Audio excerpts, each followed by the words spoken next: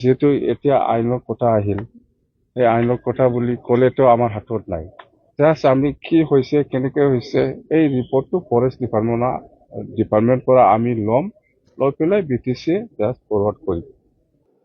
তো ইয়াত দেখা গৈছে যে আমাৰ কাউন্সিলৰ হেড হাগ্ৰামা মহিলাৰী ডাঙৰীয়াৰ যিখিনি ভাষ্য সেইখিনি কিন্তু অলপ দুখ লগা, কাৰণ এই 5টা মাহত তেনেকুৱা বহু ধৰণৰ ঘটনাবোৰ হৈ গ'ল।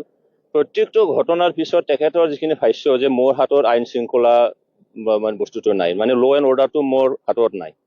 আৰে আপুনি ইয়াৰ মুৰব্বী হয়, আপোনাক মেণ্ডেট দিছে, আপুনি এই 5টা জিলা কোকৰাঝাৰ, চিৰাং, বাক্সা, তামুলপুৰ, ওদালগুৰি এই জিলাৰ আপুনি মুৰব্বী হয়, আৰু আইনগতভাৱে আপুনি এজন কেবিনেট ৰেংকৰ হয়। অসমৰ কেবিনেট মিনিষ্টাৰ যিমানখিনি পাৱাৰ আছে আপোনাৰো সিমানখিনি পাৱাৰটো আছে।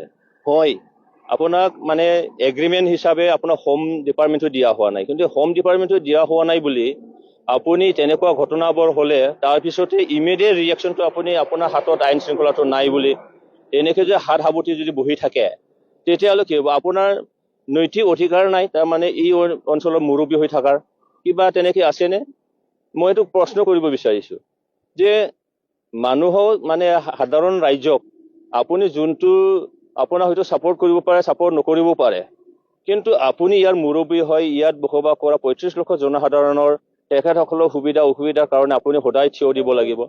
কিন্তু এটাই কথা যে তেখেতে যে মানে তেখেতৰ হাতত আইন শৃংখলা পৰিস্থিতিৰ মানে কিবাটো নাই বুলি।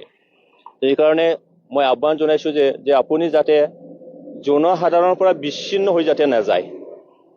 তো আপুনি কিবা বিচ্ছিন্ন হৈ গ'ল নেকি যে আপুনি শাসনৰ আহিয়েই আজি কোকৰাঝাৰ টাউনৰ ঘটনাটো হৈ গ'ল, গুৰুবাছাৰ ঘটনাটো হৈ গ'ল, কাৰিগাঁৱৰ ঘটনাটো হৈ গ'ল, এতিয়া আকৌ চিৰাঙৰ সেই মানে ঘটনাটো হৈ গ'ল। এইবোৰ আপুনি ইয়াত থকা জাতীয় সংগঠনবোৰ আপুনি বিশ্বাস কৰক, এটা মিটিং এটা মাতক।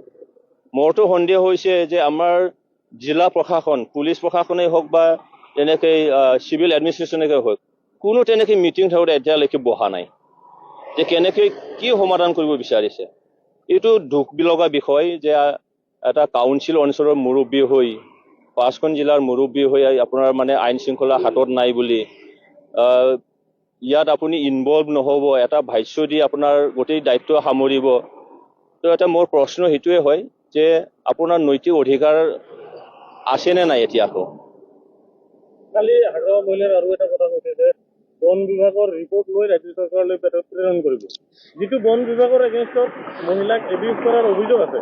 তেনে ক্ষেত্ৰত বন বিভাগৰ তদন্তৰ যিটো ৰিপৰ্ট সেইটো নিৰপেক্ষ হ'ব জানো? চাওক, এইটো এটা মানে কণ্ট্ৰাডিক্টৰী। তেখেতে ক'লে যে ট্ৰেন্সফাৰ ছাবজেক্ট, আৰু হয়ও আমি সকলোৱে জানো বন বিভাগটো কাউন্সিলৰ ট্ৰেন্সফাৰ ছাবজেক্ট হয়।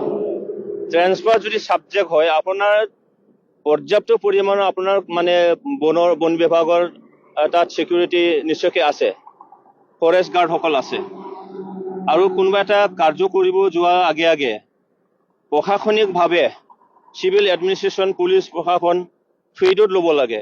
আমি জনাত এইটোও কৰা নাই, অকলে গৈছে, আৰু সেইটো দিনৰ ভাগত হ'ব লাগে, ৰাতিয়ে হৈ গ'ল।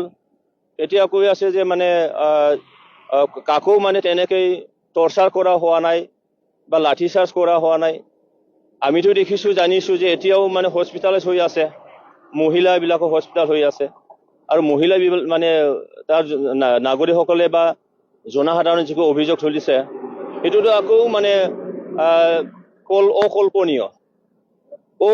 তেখেতসকলক মানে মলেষ্টেশ্যন কৰা হৈছে বুলি কৈছে। সঁচা সঁচিকে তেনেকৈ যদি হৈছে, নিৰপেক্ষ এটা তদন্ত নিশ্চয়কৈ হ'ব লাগে, নিৰপেক্ষ এটা তদন্ত। আৰু এইখিনি সাহস আছেনে হাগ্ৰামা মহিলা ডাঙৰীয়াৰ নিৰপেক্ষ এটা তদন্ত কৰাৰ? আৰু সেই ট্ৰেন্সফাৰ ছাবজেক্ট আছে, আৰু আপুনি কৈ আছে যে মানে গোটেইখিনি আকৌ মানে অসম চৰকাৰত ঠেলি দিব। এইটো কেনেকুৱা ধৰণৰ? এইটো আমি বুজিব পৰা নাই। ৰাইজক আপুনি ভালকৈ বুজাই দিয়ক যে আপোনাৰ ইয়াৰ মানে, সেইকাৰণে মই কৈছোঁ যে আপোনাৰ নৈতিক অধিকাৰ আছেনে নাই এতিয়া, যে আপুনি যে এই ইয়াৰ অঞ্চলৰ এজন মুৰব্বী হৈ নাগৰিকো আপুনি সুৰক্ষা দিব পৰা নাই, জনসাধাৰণক সুৰক্ষা দিব পৰা নাই, ইয়াত মানে মানুহৰ জীৱন আৰু সম্পত্তিৰ সুৰক্ষা আপুনি দিব পৰা নাই। সেইকাৰণে মই আহ্বান জনাইছোঁ যে আপুনি যদি ইয়াৰ সঁচা সঁচিকৈ মুৰব্বী হয়, আপোনাৰ হাতত যদি আপুনি কেবিনেট ৰেংকৰ হয় তেতিয়াহ'লে এই সমস্যাটো নিশ্চয়কৈ সমাধান কৰক। সাধাৰণ ৰাইজ যাতে হাৰাশাস্তি হ'ব নালাগে তাৰ বাবে এটা ব্যৱস্থা লওক। আজিও গুৰুবাচাত অপৰাধীক ধৰিবলৈ অহা আৰক্ষীৰ ওপৰত শিলগুটি নিক্ষেপ হৈছিল। দুজনকৈ আৰক্ষীজন আহত হৈছে। এই ঘটনাটোলৈ মানে মই মৰ্মাহত আৰু দুখিত যে সেই ঘটনাটো হ'ব নালাগিছিলে। অনাকাংক্ষিত এটা ঘটনা চিৰাং জিলাত যোৱা 16 তাৰিখৰ ৰাতিৰ পৰা আৰম্ভ কৰি 17 তাৰিখৰ পুৱাৰ ভাগত বা দিনৰ ভাগত ৰুণিখাটা ৰেঞ্জ অফিচত যেনেকৈ ঘটনা হৈ গ'ল, এই ঘটনাটো অনাকাংক্ষিকভাৱে হ'ল, অনাকাংক্ষিক এটা ঘটনা বুলি মই ক'ম। আৰু ইয়াৰ বাবে মই প্ৰশাসন তথা যি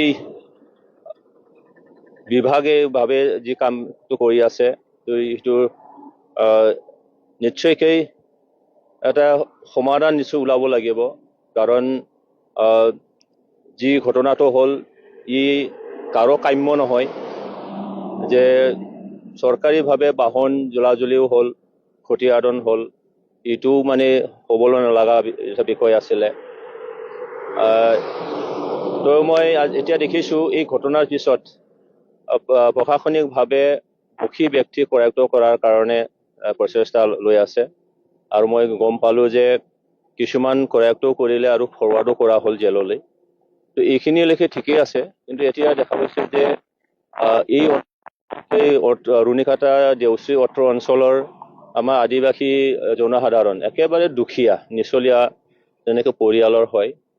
আৰু এইখিনিও মানে উল্লেখ কৰিব লাগিব যে যোৱা 2021 চনত সেই অঞ্চলৰ পৰা ছিকিমলৈকে এটা মানৱ সৰবৰাহ হৈছিলে। প্ৰায় 50 জন তেনেকৈ কণ ল'ৰা ছোৱালী, বিশেষকৈ টিনেজৰ ল'ৰা ছোৱালী তালৈকে সৰবৰাহ হৈছিলে, মানৱ সৰবৰাহ। আৰু প্ৰশাসনৰ তৎপৰতাত গোটেইখিনি উদ্ধাৰ কৰি অনা হৈছিলে। আৰু সেই ল'ৰা ছোৱালীবোৰক গুৱাহাটীত থকা এটা NGOৰ যোগেদি তেওঁলোকক শিক্ষাদান কৰি থকা হৈছে, হয়তো এতিয়াও আছে বৰ্তৰ।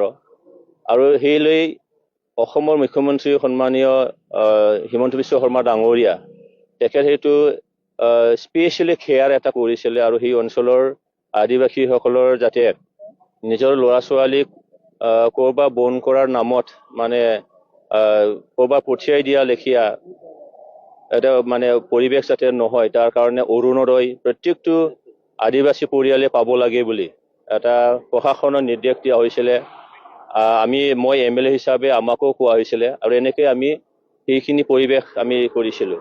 কিন্তু দেখা গৈছে যে আজি যোৱা 17 তাৰিখৰ দিনাখন ৰুণিখাটা ৰেঞ্জ অফিচত যিখিনি মানে ঘটনাটো হ'ল, ইয়াৰ পিছত যি অপাৰেশ্যন কৰা হ'ল বা কৰায়ত্ব কৰা হ'ল, তাত ৰিপৰ্ট অহা মতে আমি জনাত মানে নিৰ্দোষী কিছুমান আছে যিবিলাকে তাৰ লগত ইনভলভেই নাছিলে, তেওঁলোকে হয়তো সেইখিনি সময়ত তাত উপস্থিতও নাছিলে, আৰু ইয়াৰ লগত কোনো ভকেই মানে তেওঁলোকে জড়িত নহয়, তেনেকুৱা ব্যক্তিক উঠাই অনা হৈছে বা ফৰৱাৰ্ড কৰা হৈছে।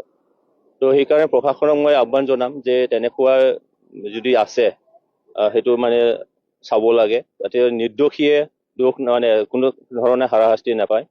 আৰু যিবিলাক দোষী ব্যক্তি সেইবিলাকতো আইনগতভাৱে তাত মানে হাৰাশাস্তি পৰ্যায়লৈকে যাতে পাব্লিকো যাতে লৈ যাব নালাগে বা নোৱাৰে, তাৰ কাৰণে দোষী ব্যক্তিক কৰায়ত্ব কৰিব লাগিব বা আইনগতভাৱে ব্যৱস্থা লোৱাত হয়তো কাৰো আপত্তি নাথাকিব। কাৰণ তাত ফুটেজ আছে, ভিডিঅ' ফুটেজ আছে। এই হিচাপে প্ৰশাসনৰ যাতে কিবা এটা কাৰ্য কৰিবলৈ বা একশ্যন ল'বলৈ মোৰ ফালৰ